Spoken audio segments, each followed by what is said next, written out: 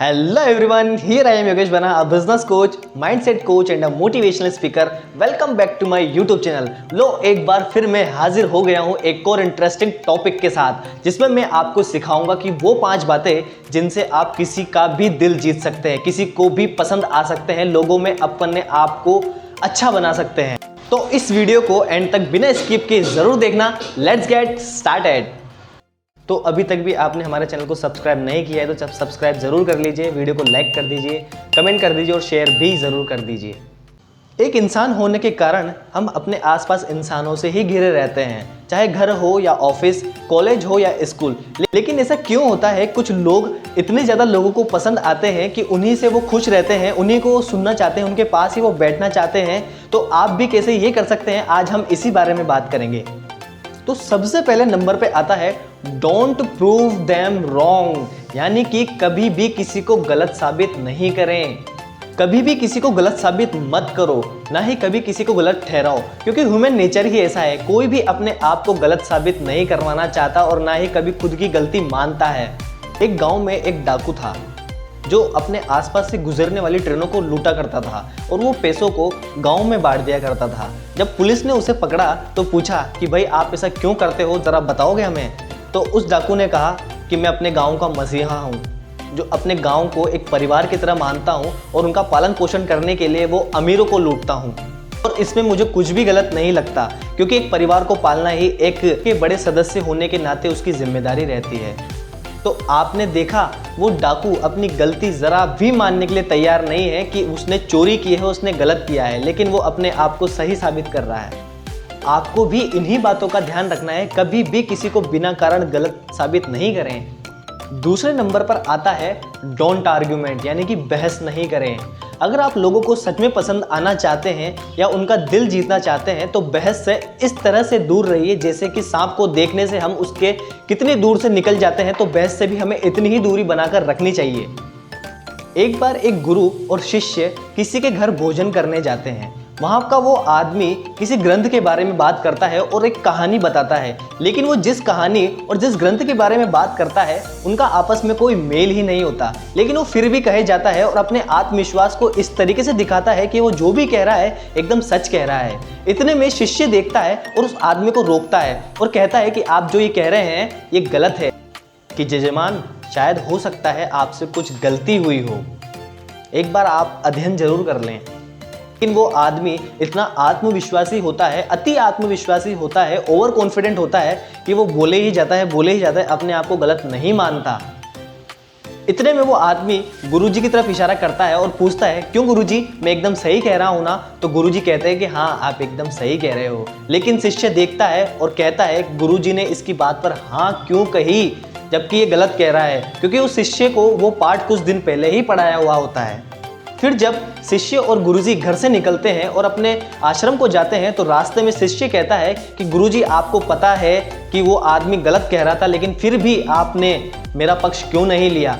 गुरुजी ने कहा हाँ वो आदमी बिल्कुल गलत कह रहा था और ये पाठ मैंने तुम्हें कुछ दिन पहले ही पढ़ाया था, लेकिन मैंने वहाँ पर उस आदमी को गलत साबित नहीं किया, और अगर मैं तुम्हारा पक्ष लेता तो इससे बात और बढ़ती और तुम दोनों में बहस हो जाती। और हम उनके घर अतिथि के रूप में गए थे और उनका आत्मसम्मान इतने ऊपर था कि हम उसको ठेस नहीं पहुंचा सकते थे, इसलिए मैंने उनकी हाँ में हाँ मिलाई और उनका दिल बनाए रखा। इससे हमें ये सीखने के लिए मिलता है कि अगर बात कोई ज़्यादा सीरियस नहीं हो तो बहस ना करें, क्योंकि इससे इंसान के ईगो पे ठेस पहुँचती है। तीसरे नंबर पर आता है एप्रिसिएशन, यानी कि तारीफ। देखा जाए तो इंसान ही नहीं, आजकल जानवर भी तारीफ के लिए मरते हैं।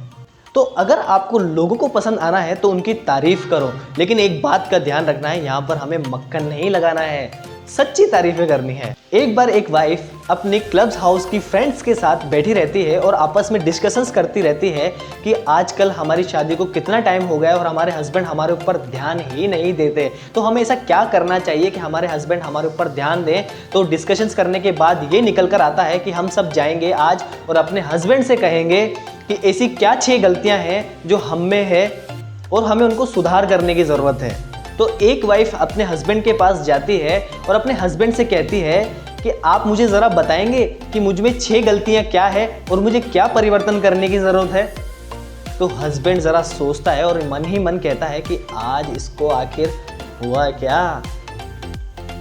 तो हस्बैंड कहता है मैं तुम्हें सोचकर जवाब दूंगा इसका।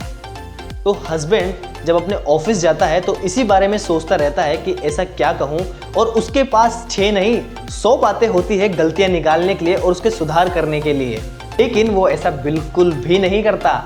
वो अपने ऑफिस से किसी को भेजता है और अपनी वाइफ के लिए 6 गुलाब के फूल और एक लेटर भेजता है जिसमें ये लिखा रहता है कि डियर, मुझे तुम जैसी भी हो उसी तरीके से पसंद हो, तुम्हें कुछ बदलाव करने की ज़रूरत नहीं है।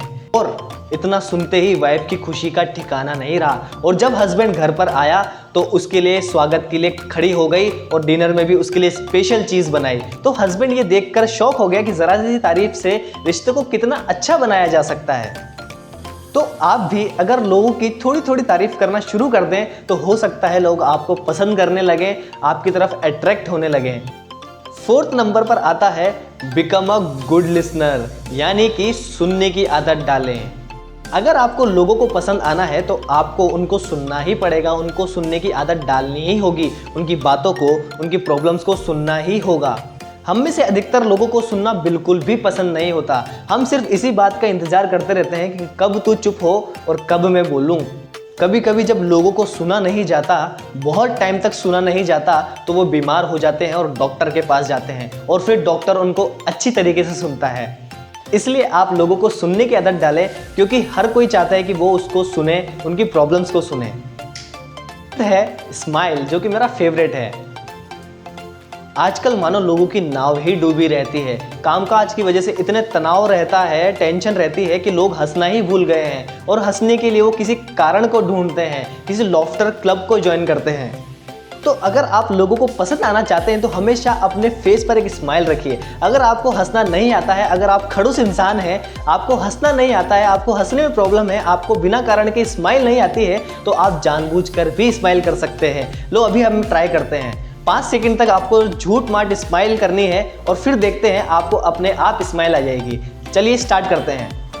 1 2 3 4 5। देखा आपने, क्योंकि इसके पीछे एक साइकोलॉजी रीजन है। अगर हमारी फिजियोलॉजी चेंज होती है तो हमारी साइकोलॉजी भी चेंज होती है, क्योंकि माइंड एंड बॉडी आपस में कनेक्टेड हैं।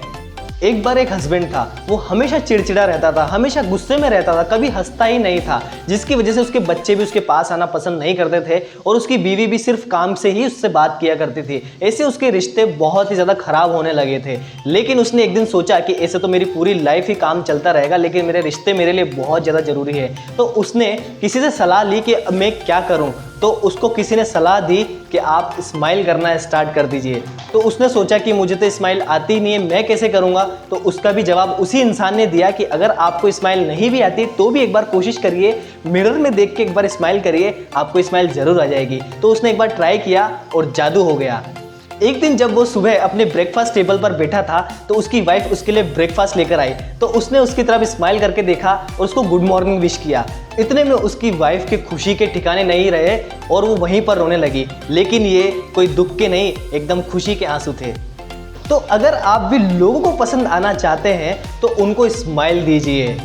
तो इस वीडियो को हम समराइज कर लेते हैं और देख लेते हैं वो कौन से 5 पॉइंट थे जिनको आपको हमेशा ध्यान रखने हैं। पहला था डोंट प्रूव देम रॉन्ग, किसी को भी गलत साबित मत करिए।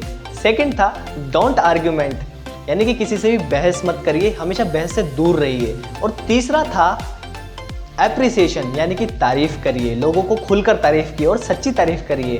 फोर्थ था बिकम अ गुड लिसनर, यानी कि सुनने की आदत डालें। और फिफ्थ था स्माइल। तो आज के लिए इतना ही, मिलते हैं नेक्स्ट वीडियो में नेक्स्ट इंटरेस्टिंग टॉपिक के साथ। आई होप आपने वीडियो को बहुत ज़्यादा एंजॉय किया होगा और आपको पसंद भी आई होगी। तो तब तक के लिए wish you all the best, have a great success.